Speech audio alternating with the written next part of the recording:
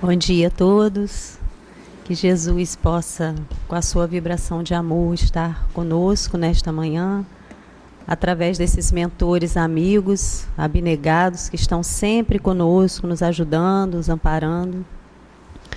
O nosso tema de hoje é sobre o Evangelho, de uma forma geral. Não vamos falar de nenhum capítulo específico. Vamos falar o que representa o Evangelho na nossa vida. E o Dr. Erma já recebemos de presente essa manhã a mensagem dele. Já deu para a gente uma colinha, vamos dizer assim, né? Ele diz para a gente aqui na mensagem que lá no mundo espiritual o Evangelho é de praxe, vamos dizer assim, né? É uma coisa comum, todos estudam e todos procuram vivenciar essa prática do Evangelho. Então, uma coisa assim, comum.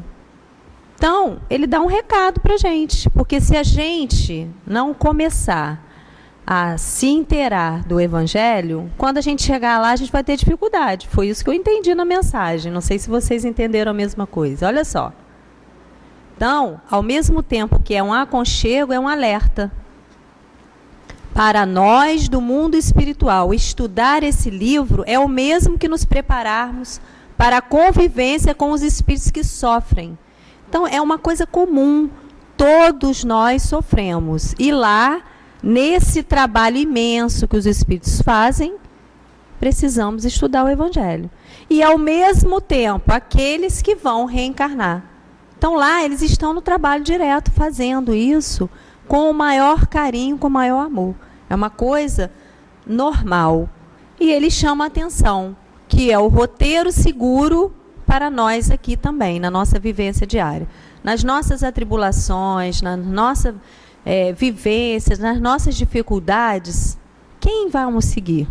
Quem que a gente vai seguir?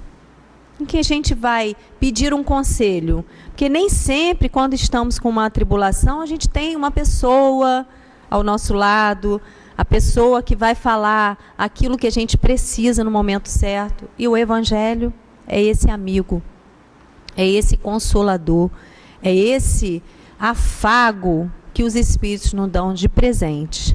Então, a gente começa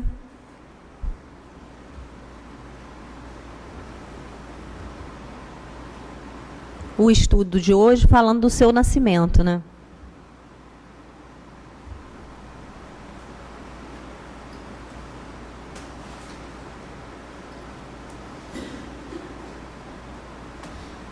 Ele nasceu em abril de 1864, né? Onde os espíritos, né? Porque, para quem ainda não se informou, a doutrina é dos espíritos. Então, a doutrina foi toda codificada por Kardec, ou seja, né? Organizada através da mensagem dos espíritos. Então, no Evangelho, a gente tem as mensagens e temos as instruções dos espíritos. Os espíritos nos falam através dos médiuns, que Kardec pegou todas aquelas mensagens e organizou. Por isso ele é chamado o codificador da doutrina. Então, esse livro nasceu em abril de 1864 e contém as explicações das máximas morais do Cristo, sua concordância com o Espiritismo e sua aplicação nas diversas situações da vida. Ou seja, um tesouro que a gente tem, um abrigo, um amigo, um afago, um conselho. Porque a gente se liga tanto às coisas materiais que a gente esquece dessa preciosidade. Porque na hora que acontece qualquer coisa na nossa vida, não precisa ser um problema muito grave. A quem recorrer? A quem achar explicação para tantas coisas que estão acontecendo aí? A todo dia, toda hora. Acontecem coisas que a gente fica assim, gente, como é que pode? E a gente acha explicação aqui. Por isso que ele fala que as explicações morais, as explicações estão contidas nesse roteiro seguro.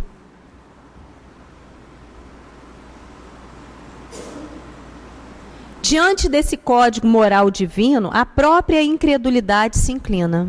Ou seja, é tão forte que mesmo aqueles que falam que são ateus, porque o ateu, graças a Deus, né? Ontem um amigo meu estava falando que a pessoa é ateu, né?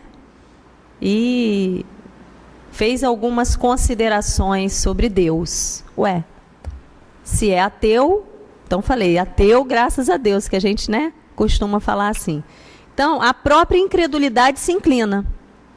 Ou seja, basta abrir e começar a ver o objetivo da obra, prefácio, ali a gente já vai acomodar esse grito, porque na verdade a incredulidade é um grito de orgulho, de achar que as coisas têm que ser feitas do nosso jeito. Os incrédulos, na verdade, ainda não acharam esse tesouro que a gente já achou. É só essa diferença. Às vezes são pessoas boas, pessoas que trabalham, né? Pessoas que trabalham, que vivem em família bem, mas são incrédulos, se dizem ateus, enfim. Mas é porque ainda não se inclinou, vamos dizer assim, diante desse código moral. Para os homens é uma regra de conduta, abrangendo todas as circunstâncias da vida privada ou pública, o princípio de todas as relações sociais fundadas sobre a mais rigorosa justiça. A gente levanta a bandeira da justiça toda hora, né? A gente quer justiça. Não tem justiça melhor do que esse achado. Porque aqui é o resumo da lei moral de Deus, a lei de amor. Mesmo que a gente vê aqui, né? Vamos supor, eu abro uma página lá, fala sobre o perdão. Aí eu vou fazer minha prece e fico assim, gente. Aí eu volto. Mesmo que a gente fique confuso, é o código moral. Porque não tem hora que a gente está com algum problema, a gente abre o evangelho e a gente fica meio assim, né? Gente, como que é isso? A gente fica pensando, porque é tão forte, é tão seguro, é tão forte para a gente, que às vezes a gente até, mesmo procurando no evangelho o recurso necessário para resolvermos os nossos problemas, a gente fica meio balançado.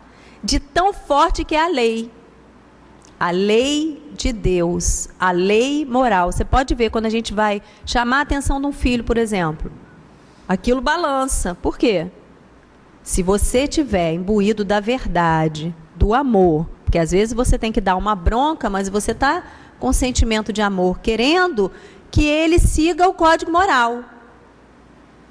Então você é um pouco enérgico, então dá aquela balançada. O evangelho é isso. Você pode ver que às vezes a gente abre, fala assim, é isso mesmo que eu tenho que seguir. É porque eu ainda não estou acostumada a seguir realmente a lei. É o caminho infalível da felicidade que há de vir. É levantar uma ponta do véu que oculta a vida futura. As instruções dos Espíritos são verdadeiramente as vozes do céu, que vêm esclarecer os homens e convidá-lo para a prática do Evangelho. Ou seja, a felicidade não é deste mundo, tem um espaço aqui no Evangelho que fala sobre isso.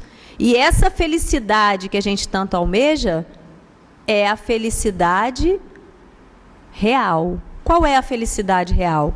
Na vida futura. De acordo com o que semearmos aqui, vamos colher lá.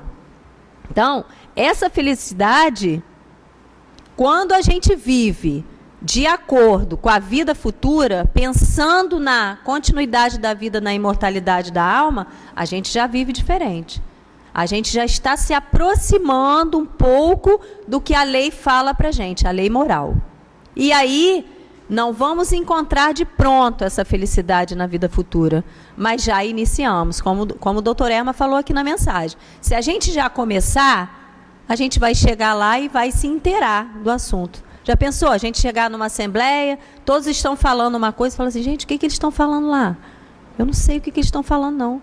Não saber nada, nem começar, nem pegar nada. Olha só, nós vamos ficar o quê? Constrangido. Agora, se a gente chegar no mundo espiritual e já está mais ou menos inteirado um pouquinho da lei moral, a gente já vai se ambientando, já vai se organizando rumo à felicidade, porque vamos ter que encarnar várias vezes ainda, né? Reencarnar. E ele fala também que as vozes são do céu, ou seja, a instrução é sempre de quem sabe mais. Quem sabe mais são os espíritos superiores, que já passaram pelas provas, como a gente, não sabem mais porque eles foram, já nasceram assim. Não é assim a lei, a gente sabe. Eles foram adquirindo, né, o conhecimento, a moral, o sentimento para chegarem hoje a espíritos superiores. E quem que sabe mais? Eles.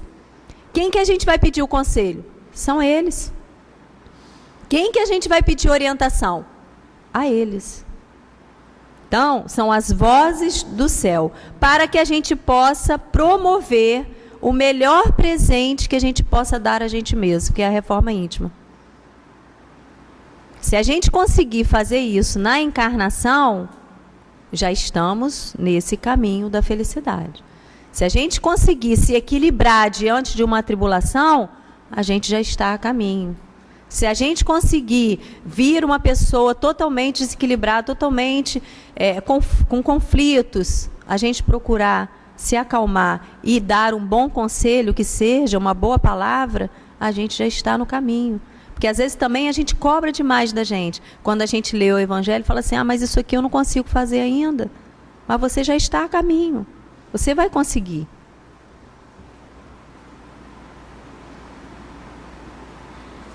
Deus quis que a nova revelação chegasse aos homens por um caminho mais rápido e mais autêntico. Eis porque ele encarregou os espíritos de levá-la de um polo a outro da terra, manifestando-se em todos os lugares, sem dar a pessoa algum o privilégio exclusivo de ouvir a sua palavra. Ou seja, a doutrina dos espíritos. Todos têm o direito a esse código moral. Todos. Não, se ele fosse fazer só lá em Paris, ou só lá onde as irmãs Fox estavam, fosse fazer só num cantinho, só no outro, não ia ter uma abrangência do jeito que os espíritos superiores, sob o comando de Jesus, que é o governador do nosso planeta, queria. Então, havia um planejamento. Porque quando acontecem as coisas na vida da gente, como está acontecendo agora, essas crises, essas coisas todas, a gente acha que a gente está desamparado, gente. E não é assim que funciona, né? Jesus é o governador do nosso planeta. Ismael é, né, o que direciona o nosso Brasil. Está todo mundo reunido, todo mundo junto, num mesmo barco chamado Brasil, para haver tudo isso necessariamente para a nossa evolução, para o nosso entendimento, para a nossa educação moral. Aquilo que a gente fazia, a gente não vai fazer mais, aquilo que a gente comprava, a gente não vai comprar mais, aquilo que a gente, né, movimentava, a gente não vai movimentar mais. Ou seja, existe um planejamento divino. Então, estão todos reunidos em prol de quê? De educar a humanidade. Esse é o objetivo. Educar a todos nós, principalmente nós que estamos aqui encarnados. E também os desencarnados que estão aqui também, né? Todos nós nessa tarefa, porque a tarefa também não vem de lá para cá só. A tarefa é nossa de entender o que está acontecendo. Então não é uma coisa só de lá para cá. Eles ajudam a gente demais, mas a gente precisa também se ajudar.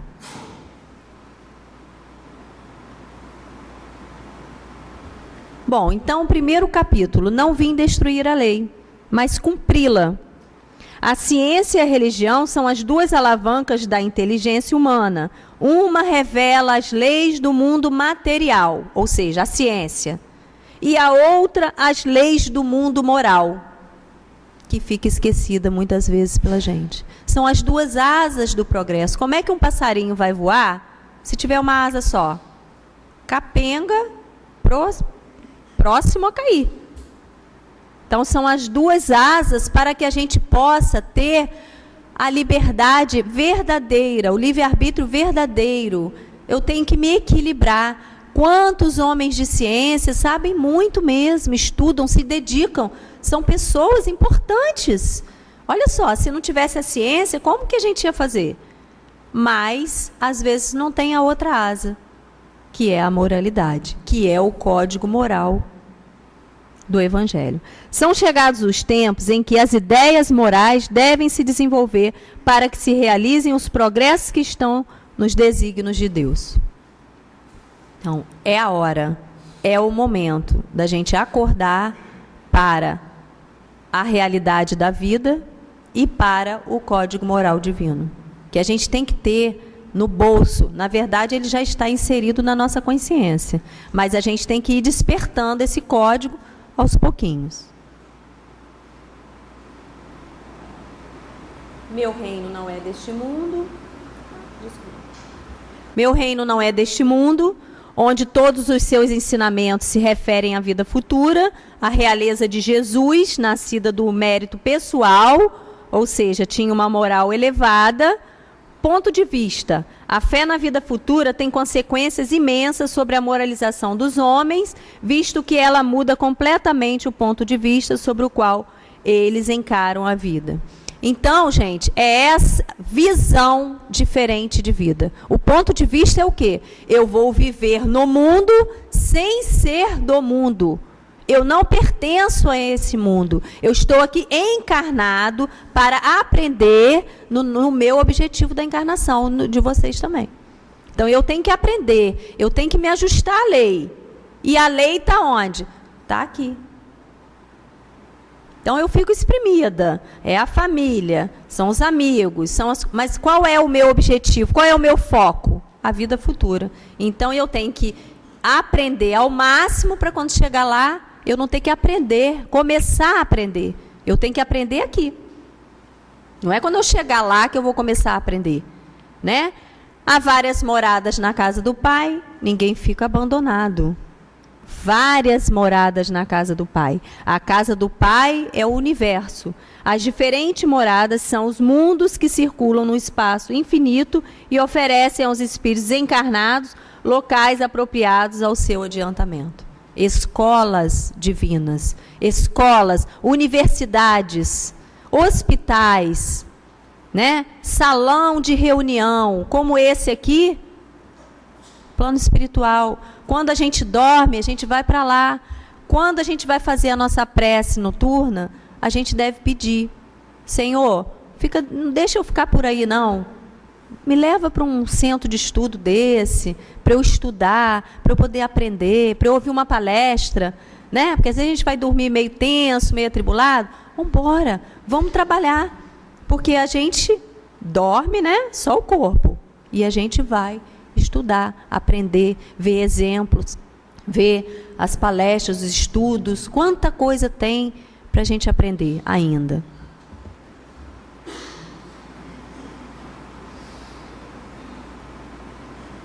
Ninguém pode ver o reino de Deus se não nascer de novo. Onde fala para a gente sobre a reencarnação, ou seja, a necessidade de encarnarmos para a prova e para a expiação. Então, a passagem dos espíritos pela vida corporal é necessária. Por mais que reclamemos da nossa vida, por mais que reclamemos da nossa família, essa não foi a família que eu escolhi? Foi sim. Foi sim. Houve uma reunião no plano espiritual para você vir. Você concordou, você escolheu. Na verdade, os espíritos não falam que a gente implorou, né? Implorou por uma família.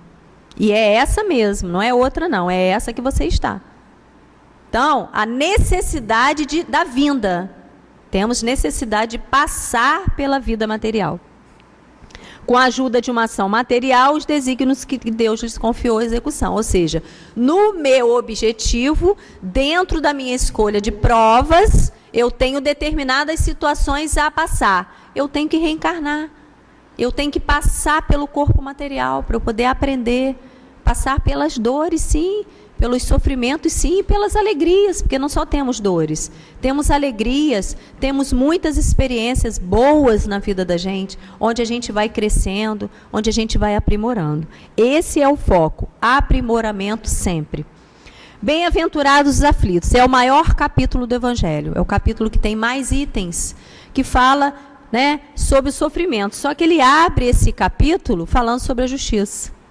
Logo para falar para a gente assim, ó, não tem nada errado. Justiça das aflições. Deve ser o nosso item de cabeceira, né? Deve ser o nosso item de cabeceira. Tia Alda sempre fala com a gente, ó, quando o negócio tiver muito justiça das aflições, porque ninguém passa por nada sem merecer, sem escolher, sem ter necessidade de aprender. A gente precisa colocar na mente que a nossa necessidade de aprender é muito grande. A gente tem muita coisa para aprender ainda. Então, quando a gente tiver dificuldade, abre Evangelho segundo o Espiritismo, capítulo 5. Tem o item 1, tem o item 2, o item 3, Justiça das Aflições. Logo, 1, 2 e 3, assim, inicialmente, né? Causas atuais das aflições, causas anteriores das aflições, motivos de resignação. Ele dá uma passeada no nosso sofrimento. A gente para de reclamar logo na primeira, gente. No item 3, depois vem as causas atuais, depois vem as causas anteriores. Acabou. Ali a gente já fecha a reclamação nossa do sofrimento. Porque se não fizemos nessa, fizemos na outra. E está tudo dentro da lei de justiça, de amor e de bondade. Então, não temos do que reclamar. Podemos ler o capítulo todo, que é interessante, tá? Mas ali a gente já fecha a nossa reclamação.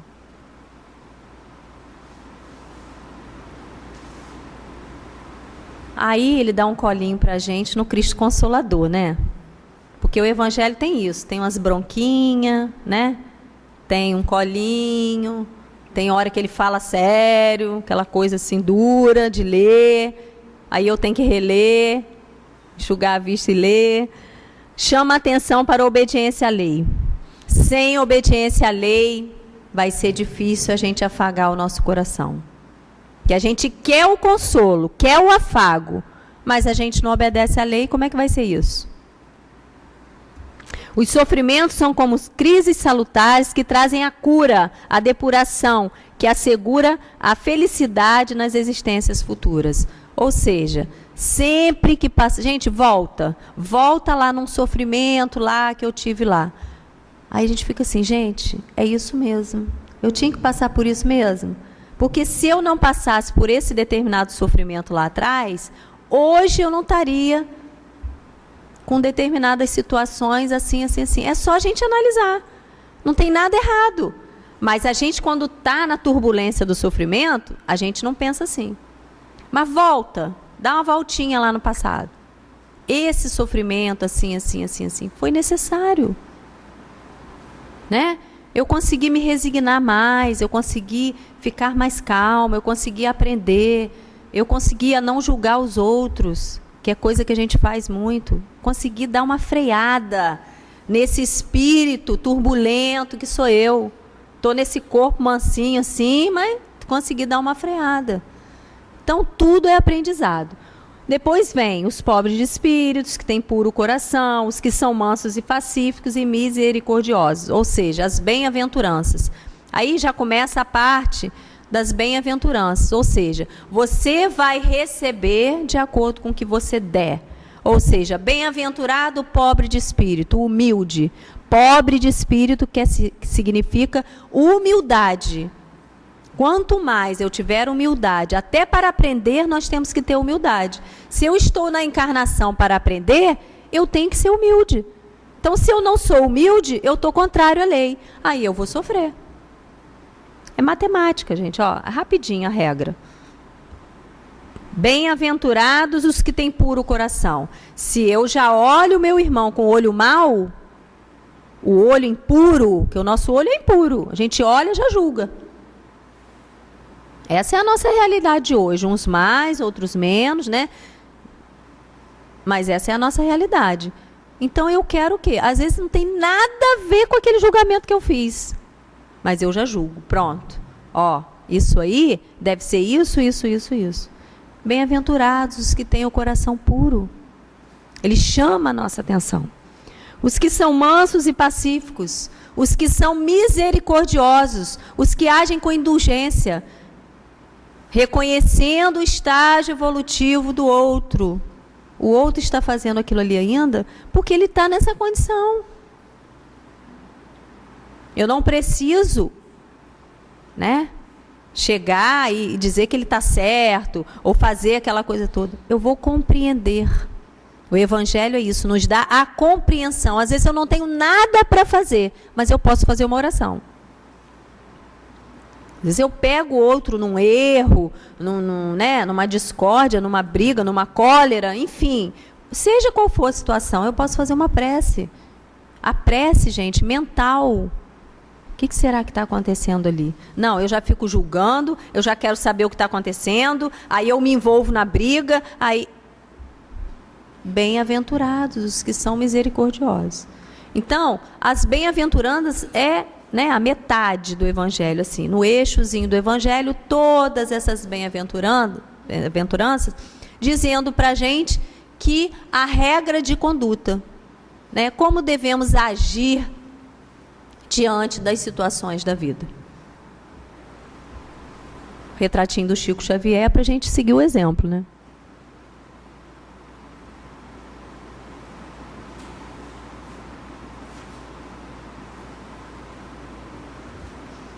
Bom, aí agora, ele fala para a gente que a gente tem que amar. Amar ao próximo como a si mesmo, sem diferenças, sem preconceito. Não pode haver guia mais seguro do que tomar como medida o que deve fazer os outros. É uma regra básica que Jesus resumiu. A lei de Moisés pegou e fez assim, amar a Deus sobre todas as coisas e amar ao próximo como a si mesmo. Básico para todas as religiões. O evangélico, o católico, qualquer pessoa, qualquer espírito, amar ao próximo como a si mesmo. Ou seja, eu não vou fazer com o outro aquilo que eu não quero que faça comigo. A lei de amor, onde ele reúne todos os seres, ele fala que somos todos iguais, a diferença é evolutiva, mas somos todos iguais, filhos de Deus, e ele ama todos igual.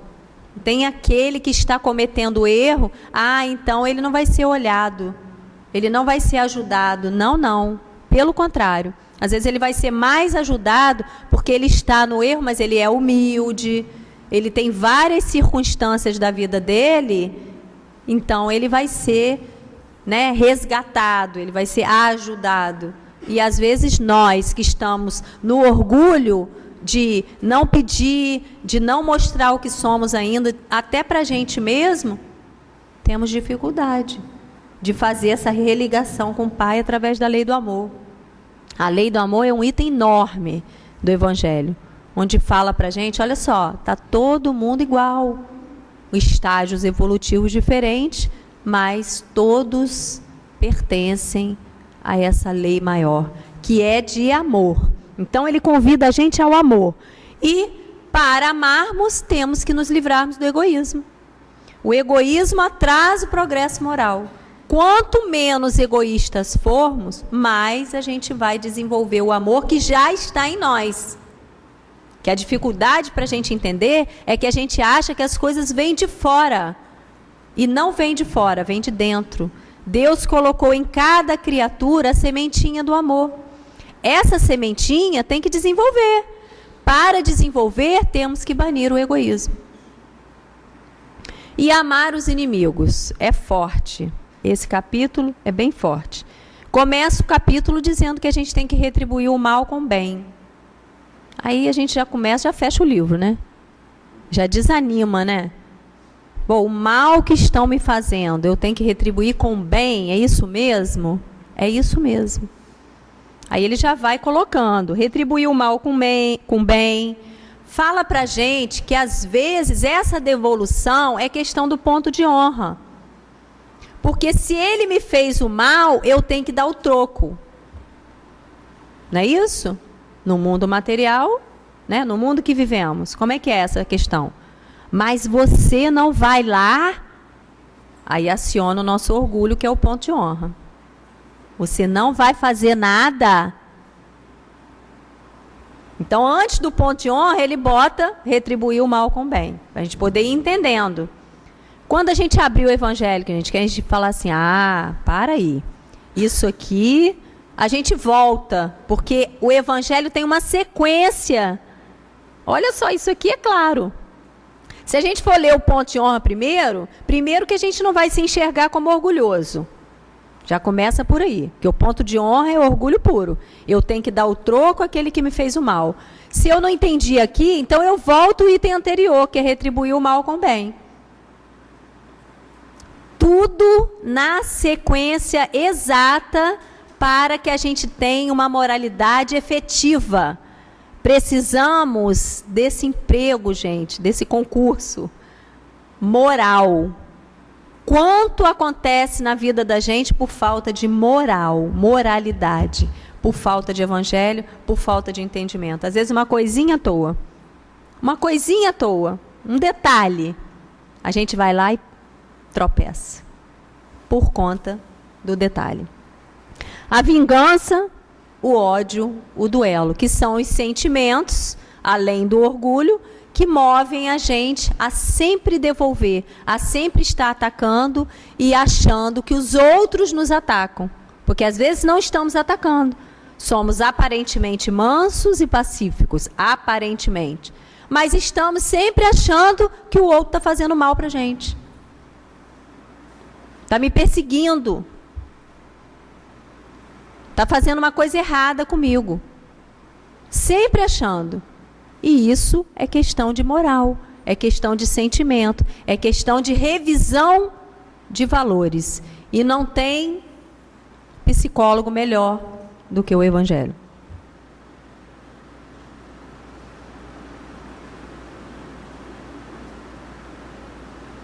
Está resumidinho, tá, gente? Se a gente for falar do Evangelho todo, não dá. Fazer o bem sem ostentação, ou seja, não precisamos anunciar, fazemos uma coisinha de nada assim, ó.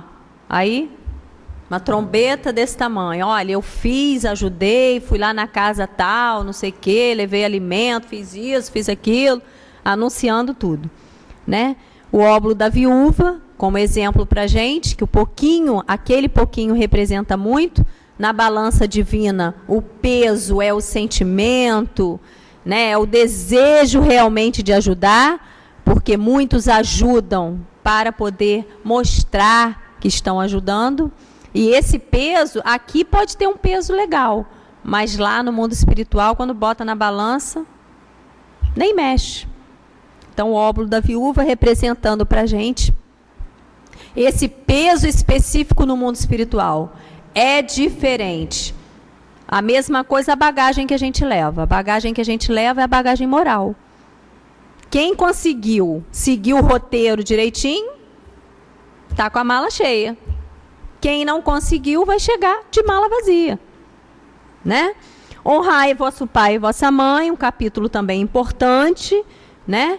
Muito importante. Ao amor é preciso juntar o respeito, os cuidados, a submissão e a condescendência. Ou seja, muitas vezes, né, a gente vive a vida sem olhar para os nossos pais com carinho.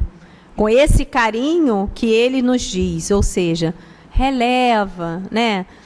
Passa adiante, às vezes, né, é genioso, às vezes é isso, às vezes é aquilo, mas com o pai e com a mãe a gente tem que ter um quezinho de mais carinho, né? Fora da caridade não há salvação, ele coloca a caridade como lei, é a lei maior, ou seja, para seguirmos esse roteiro, temos que estar imbuídos de caridade, pelo menos iniciar.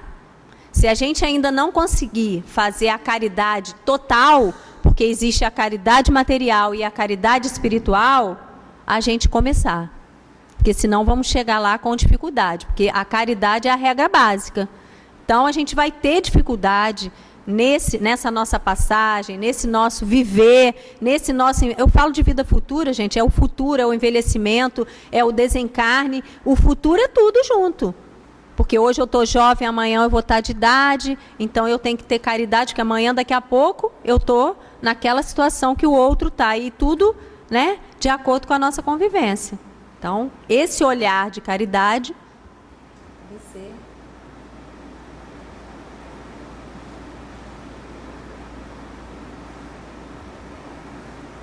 Ontem nós falamos sobre a riqueza, não se pode servir a Deus e a Mamon.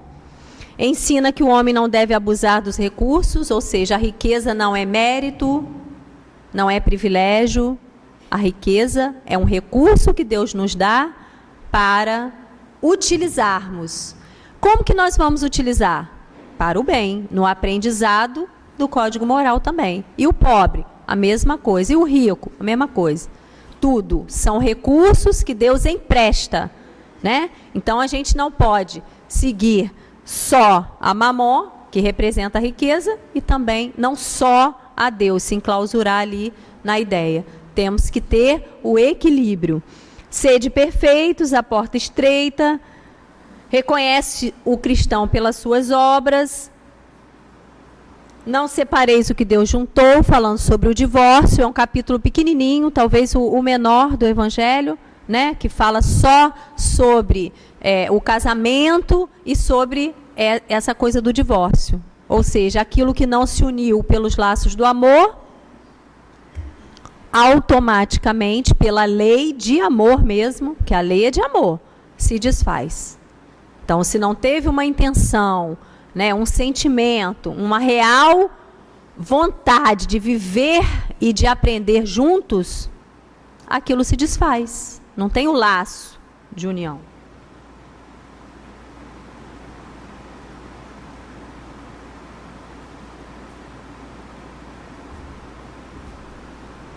Terminando, gente, a fé, né?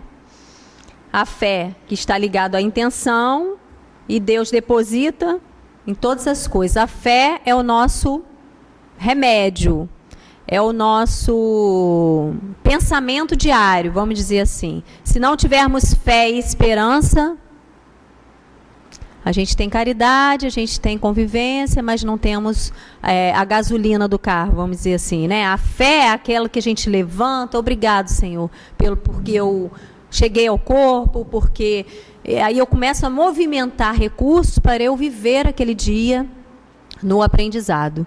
Estranha moral é um capítulo que a gente deve ler sempre, porque não vim trazer a paz, mas a divisão é toda hora na vida das pessoas, criticando, julgando, enfim, às vezes provocamos briga, às vezes os outros provocam briga e a gente entra nessa confusão que não leva a nada. Ou seja, eu tenho que definir o que eu quero.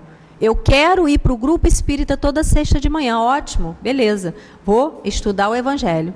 Eu defini, não é o outro que tem que definir para você, é você que tem que definir. Então, Estranha Moral é um capítulo interessante que fala dessa conduta também, essa firmeza que a gente tem que ter diante da família, né, diante de várias circunstâncias que acontecem na vida da gente. Buscai e acharei, pedi e obtereis. A importância da prece. Estou correndo um pouquinho, porque falar do Evangelho, queria falar sobre todos os capítulos. Vamos lá. Dai gratuitamente o que recebeste gratuitamente, ou seja, fala sobre mediunidade, a mesma coisa que eu falei da riqueza. A mediunidade é um dom, é um presente, é oportunidade de se refazer. Mais ainda, é como se fosse um recurso, né? Você recebeu e você tem que dar conta daquele recurso. Não adianta você voltar da mesma maneira que você foi. Você precisa trabalhar na mediunidade. E trabalhar na mediunidade não é só mediunicamente na mesa mediúnica. Trabalhar em mediunidade é trabalhar em qualquer lugar você está trabalhando, porque você está usando o pensamento. Nisso que você usa o pensamento e usa o recurso que Deus te deu da mediunidade, você já está trabalhando. A gente faz muita confusão. E ele fala para a gente dar gratuitamente o que a gente recebeu gratuitamente. Por que será que eu recebi? Será que eu sou melhor do que os outros? Pelo contrário. Como eu tenho mais dívida, ele deu um bônusinho para a gente poder trabalhar. A gente tem esse equívoco na mente da gente. O médium, né? Olha só, o médium da casa. O médium da casa é o mais endividado, vamos dizer assim. Então, ele precisa trabalhar mais, se devotar mais, né? Deixar de fazer, de repente, até algumas coisas pessoais, às vezes muitas coisas pessoais, para poder fazer, mas isso tem que ser com sentimento, com carinho, com amor pela causa, e tendo a noção de que ele é o mais endividado. Isso é o mais importante. né? Que ele não é privilegiado, ele é o mais endividado. E o evangelho termina com a coletânea de preces espíritas. Ou seja, eu não sei fazer prece, eu tenho dificuldade de falar com o Senhor.